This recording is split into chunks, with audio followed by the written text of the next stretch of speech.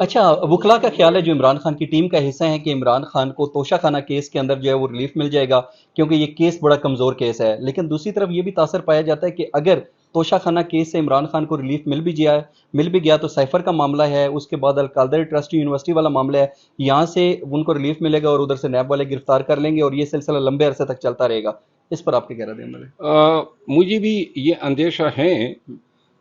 جو توشہ خانہ کیس ہیں اس میں چونکہ سزا جو ہیں قانوناً 3 سال سے 5 سال تک جو سزا ہوتی ہے وہ اس کو شارٹ ٹرم سینٹنس کہا جاتا ہے، اور بنیادی جو ہمارے سامنے نظریے ہیں وہ یہی ہیں کہ 5 سال تک کی سزا میں جو شخص جو ہے سزا یاب ہوتا ہے اس کی سینٹنس 26 کے تحت سسپینڈ ہوتی ہے،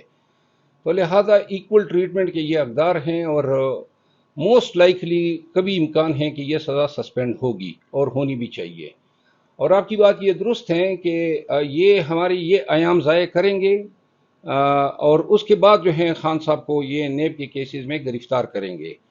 الوی صاحب کے حج پہ جانے کی وجہ سے انہوں نے ایک چیز جو ہے کہ 30 دن کی جو ریمانڈ کا پیریڈ ہے وہ ایکسٹینڈ کروا لیا ہے، ہمیں یہ ریمانڈ فائٹ کرنا ہوگا۔ اور آپ کی بات درست ہے کہ یہ جو جتنے بھی ہیں سائفر کا ابھی پرچہ درج نہیں ہوا ہے، لیکن یہی ٹائم ہوگا یا شاید وہ اس وقت تک انتظار کریں گے جب تک کہ یہ نیب کیسز میں ان کی بیل نہیں ہو ہوتی ہے۔ سکتا ہے اس کو منظر عام پر نہ لائیں۔ جو یہ کارروائیاں کر رہے ہیں بہت سارے کیسز ہوں گے جو یہ اپنے ٹائم کے مطابق سامنے لائیں گے، لیکن ہم بھی اس سے پہلے ہی عدالت جائیں گے اور عدالت کو کہیں گے کہ جن جن کیسز میں ہماری گرفتاری مطلوب ہیں وہ ہمارے سامنے لے آئیں، صحیح۔ کیونکہ لا اب یہ ہے کہ اگر سرکار ایک کیس میں کسی شخص کو گرفتار کرتی ہے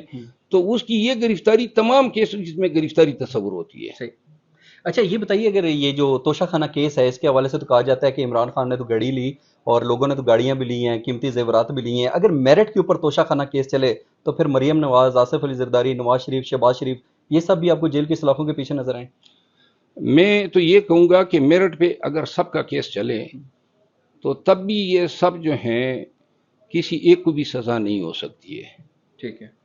کیونکہ توشہ خانہ سے جو طائف ہیں وہ لینا، وہ ریگولیشن جو بنائے ہیں وہی پرووائڈ کرتا ہے۔ ایک وزیر یا وزیر اعظم بیرون ملک جاتا ہے، ایک رسپیکٹ کے طور پہ بیرونی ممالک کے جو سربراہان ہیں وہ ان کو تائید دیتے ہیں۔ اب توشہ خانہ بنائی اسی لیے ہیں کہ جی وہ نامینل جو پرائس ہوتی ہیں یا جو اس کی ایویلیویشن ہوتی ہیں اس کے مطابق قیمت ادا کر کے لے لیں، تو لہٰذا اس میں کوئی جرم تو نہیں ہوا۔ آپ کی نظر میں کوئی غیر قانونی عمل نہیں ہوا؟ دیکھیں جب تک آپ کا توشہ خانہ، یہ وہ طائف پاکستان کے لیے تو نہیں ہوتے ہیں کہ وہ آپ کے خزانے کے لیے ہوتے ہیں، وہ کوئی فائنینشیل ایڈ تو نہیں ہوتی ہے کہ آپ نیشنل ایکسچیکر میں جمع کریں، وہ بیسیکلی آؤٹ آف کرٹسی ان انفرادی طور پہ ان لوگوں کو دیتے ہیں جو ڈیلیگیشن کی شکل میں گئے ہوتے ہیں، تو لہٰذا اس پہ یہ کلیم کرنا کہ یہ پاکستان کی ملکیتیں جنہوں نے بھی لی ہیں، میری ذاتی رائے میں کسی نے کوئی جرم نہیں کیا۔ اچھا یہ بتائیے کہ ہم دیکھتے ہیں کہ جس طریقے سے 9 مئی کے افسوسناک واقعات ہوئے اور اس کے بعد پاکستان تحریک انصاف کے جو حمایتی تھے یا ان کی لیڈرشپ تھی، ان کو جس طریقے سے کارروائیوں کا نشانہ بنایا گیا وہ آپ کے سامنے ہے، تو آپ سمجھتے ہیں کہ ابھی موجودہ صورتحال کے پیش نظر جو وکلا برادری ہے اس کے خلاف بھی کوئی کریک ڈاؤن شروع ہو سکتا ہے؟ کیونکہ نئی پنجوتھا کے حوالے سے اطلاعات آ رہی ہیں کہ ان کے اوپر کوئی ایف آئی اے نے مقدمہ درج کیا ہے۔ ایف آئی اے نے جو انکوائری شروع کی ہیں وہ ہمایوں دلاور کے ٹائم لائن سے لی گئی جو فوٹیجز تھی یا جو ان کے پوسٹ تھے وہ ڈاؤن لوڈ ہو گئی، اور اس کے بعد انہوں نے اپنے فیس بک کے ٹائم لائن پہ شیئر کی اور اسی الزام کے تحت ان کو طلب کیا گیا ہے۔ میں یہ سمجھتا ہوں اور میں چیلنج کرتا ہوں کہ نعیم حیدر پنجوتا جو ہے اس کا بلایا جانا بیسیکلی خان کی ٹیم کو سپریس کرنا ہے۔ یہ ٹائم لائن کی انکوائری بدنیتی پر ایف آئی اے نے نہیں کی، بڑا آسان سا حل ہے، 90 دن تک ایف آئی اے جو فیس بک جو ہیں وہ اپنا ریکارڈ رکھتی ہیں جو بھی پوسٹ ڈیلیٹ ہوتے ہیں،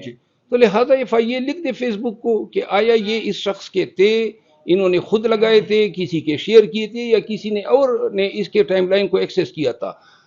سوال یہ پیدا ہوتا ہے جس دن یہ ڈیٹیکٹ ہوتے ہیں اسی دن حضرت اس کو ڈیلیٹ کر دیتے ہیں، اسی دن اپنا اکاؤنٹ جو ہے لاک کر دیتے ہیں، اور ابھی آپ کہتے ہیں یعنی کہ یہ بھی کوئی نہ کہیں کہ آپ نے یہ فیل کیا ہے، یہ فیل بڑا درست فیل کیا ہے نعیم حیدر پنجوتا نے، اور اگر اس کی جگہ میں ہوتا تو میں ببانگ دہل یہ بیان دیتا کہ ایف آئی اے نے بددیانتی کی ہیں اور چیف جسٹس اسلام آباد ہائی کورٹ نے اپنے حکم میں جو یہ بات لکھی ہے اس کو ہم سپریم کورٹ میں چیلنج کر رہے ہیں، کیونکہ اب دودھ کا دودھ اور پانی کا پانی نہیں ہونا چاہیے۔ یہ کب ثابت ہو گیا ہے کہ یہ جو ٹائم لائن پہ اس کے جو پوسٹ ہے یہ اس کے نہیں تھے؟ کون سی ایویڈنس آئی ہے؟ فیس بک سے پوچھا ہی نہیں گیا، اور وہ کہتے ہیں جی ہمارے پاس وہ اس کی ایکسس نہیں ہے آئی پی کی،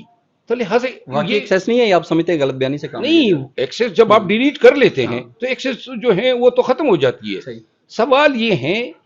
کہ ہمارا تو الزام یہ ہے کہ یہ اس نے 2014 میں لگائے، 2023 تک اس کے ٹائم لائن پہ رہے، کبھی اس نے ان کی تردید نہیں کی، کبھی ان کو ڈیلیٹ نہیں کیا۔ جب یہ سامنے آ گئی تو یہ کہتے ہیں مجھے علم نہیں ہے یہ کس نے لگایا۔ فیس بک انتظامیہ سے رابطہ کیا جا سکتا ہے اگر اس کو قانوناً انکوائری کا تقاضا ہے، انصاف کا تقاضا ہے۔ اگر انہوں نے سچ کو سامنے لانا ہے تو آپ فیس بک کو لکھیں کہ یہ ہم خود بھی فیس بک کو اپروچ کر رہے ہیں اور ان کو کہہ رہے ہیں کہ یہ سٹف ہیں فلاں اکاؤنٹ سے ڈیلیٹ ہوا ہے، آپ اس کو ویریفائی کریں، لیکن چونکہ وہ زیادہ سرکاری جو انویسٹیگیشن ادارے ہیں ان کو ترجیح دیتے ہیں، تو لہذا اگر ہم غلط ہیں، ہم جھوٹے ہیں، ہمیں پھر قانون سزا دیں۔ لیکن یہ وہ بات ہے الٹا چور ڈنٹے کوتوال کو، ٹائم لائن پہ یہ چیزیں بھی لگی، اب کہتے ہیں آپ نے یہ بات قوم کے ساتھ شیئر کیوں کی ہے، لہذا ہم انکوائری 10 دفعہ انکوائری اور کریں۔ اس کے اوپر انکوائری کے احکامات ہو گیا۔ ایک آخری سوال، آج آپ نے عمران خان صاحب سے ملاقات کے لیے اٹک جیل جانا ہے، 100% یقین ہے کہ یہ ملاقات ہو جائے گی؟ اگر خدا نہ خواستہ نہ ہوئی تو پھر آپ کا لائے عمل کیا ہوگا؟ دیکھیں جو ہمارے ساتھ یہ ہتھکنڈے استعمال کر رہے ہیں، ابھی تک تو جیل سپرڈنٹ ہماری کال نہیں اٹینڈ کر رہے ہیں۔ کتنی دفعہ کال کی آپ نے؟ کوئی 5-6 دفعہ تو کال کی ہیں، میرے ساتھیوں نے بھی کال کی ہیں، اور اس کو پتہ ہے کہاں سے کالیں آ رہی ہیں، میسج بھی ہم نے اس کو بھیجے ہیں۔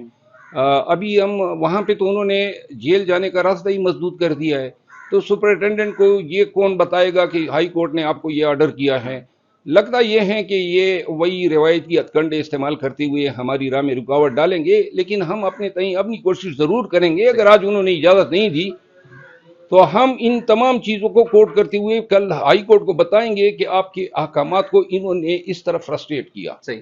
بہت شکریہ آپ کا، تھینک یو ویری مچ، بہت شکریہ۔